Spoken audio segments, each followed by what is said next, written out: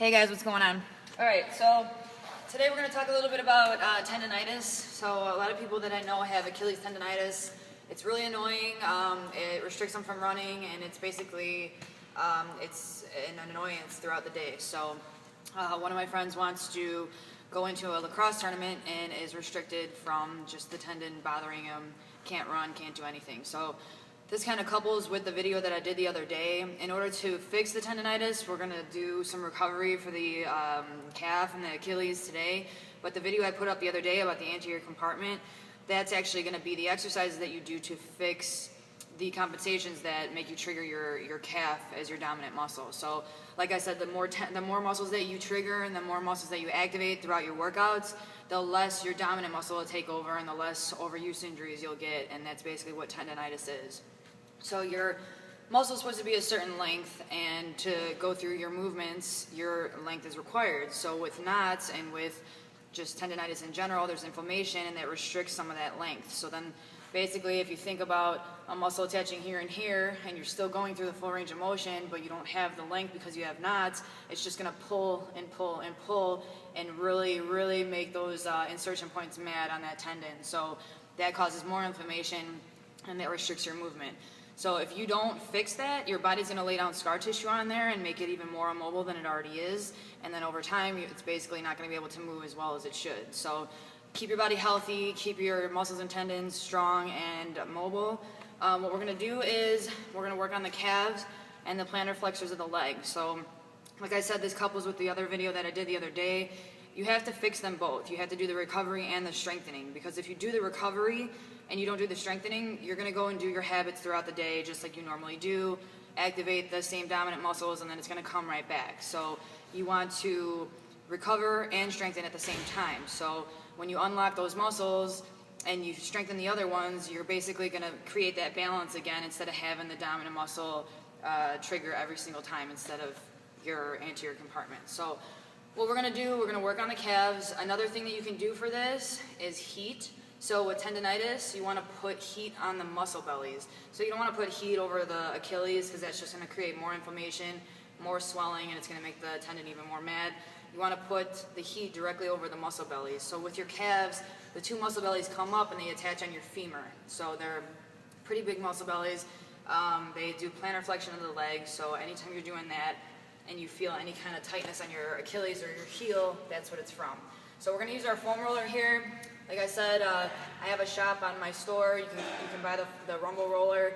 I think I have regular foam rollers on there too, but either way you can use massage blocks or lacrosse balls, whatever you can do to get some kind of trigger point in those muscles. So that's going to break up the muscle and allow blood flow in there and nutrients to help with protein synthesis. So my calves are really tight, so this is really good for me.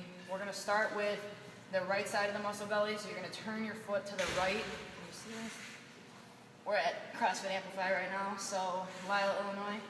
Come check out the gym, it's really cool. Turn your foot to the right, and you're going to work the right muscle belly first. So you want to have dead weight, so you want this leg to be dead weight, and you're just going to roll it on here. So if you can't push down without flexing your calf, have someone else help you, or just let it sit there. And you're going to roll inch by inch.